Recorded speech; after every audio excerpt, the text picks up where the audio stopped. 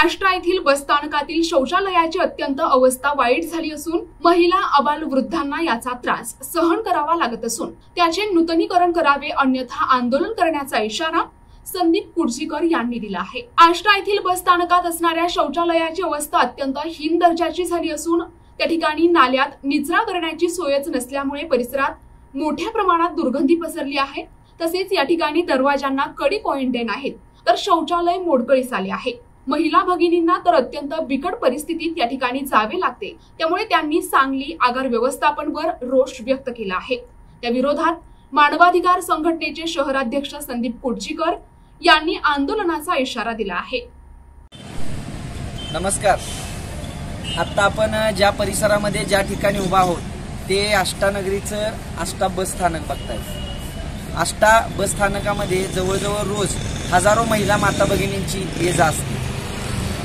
हे जे आपण समोर पाहताय ते आष्टा बस स्थानकातील मुतारीची दुरावस्था तुम्हाला दाखवतो। या बाजूला जर बघितलं तुम्ही तर या मुतारीमध्ये जे मूत्र विसर्जन केलं जातं ते सगळं मूत्र या मार्गातून बाहेर पडताना मुख्य रस्त्यावरती येते आणि इकडे जे पाहताय ते महिला माता भगिनींच्यासाठी असणारी मुतारीची व्यवस्था आहे।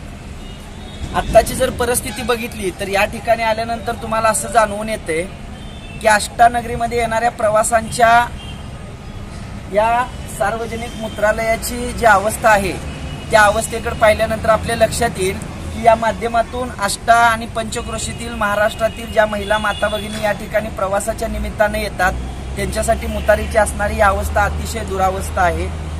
याच्या व्यतिरिक्त आष्टा बस स्थानकाला माझी मनापासून विनंती आहे, आष्टा नगर परिषदेला माझी मनापासून विनंती आहे, आपण सर्वांनी या गोष्टीकडे जाणीवपूर्वक लक्ष द्यावं। या माध्यमातून जी पसरणारी रोगराई आहे त्याला आळा घालावा आणि हे जे मूत्र विसर्जन होते ते मुख्य गटारीमध्ये प्रवाहित करता येईल का यासाठी शासनाने प्रयत्न करावे। आष्टा मानवाधिकार संघटनेचा आष्टा शहराध्यक्ष म्हणून मी संदीप कुडजीकर आपणास असं आवाहन करतो की रोगराईला आळा घालण्यासाठी, महिला माता भगिनींच्या आरोग्याचं रक्षण करण्यासाठी, माझ्या पुरुष बंधू मित्राच्या आरोग्याचं रक्षण करण्यासाठी या संडासमध्ये चांगल्या आणि दर्जेदार सुविधा देण्यात याव्यात। यासाठी तुम्हाला जे उपाययोजना करता येतील ते येणाऱ्या 8-10 दिवसात आपण करून घ्याव्यात असं मानवाधिकार संघटनेच्या वतीनं आपणास जाहीर आवाहन करतो। अन्यथा या ठिकाणी आष्टा नगर परिषद आणि आष्टा बस स्थानक या ठिकाणी आम्हाला उपोषण करावं लागेल आणि लोकांच्या आरोग्याशी आपण जो खेळ खेळताय त्याला कुठेतरी पायबंद घालावा लागेल। जय हिंद, जय महाराष्ट्र। असं घाण करतात का तुम्ही? तुमच्या इथल्या सोयीनुसार तुम्ही सगळं व्यवस्थित करायला पाहिजे, असं नाहीये। बाथरूम हे पाहिजेच व्यवस्थित, मस्त स्त्रियांसाठी का होईना, पुरुषांचंही झालं कुठेही करतात पण बायकांना पाहिजे ना सगळं व्यवस्थित। अजिबात बाथरूमच नाही तर एक आहे तिथं सगळं घाण केलेलं आहे।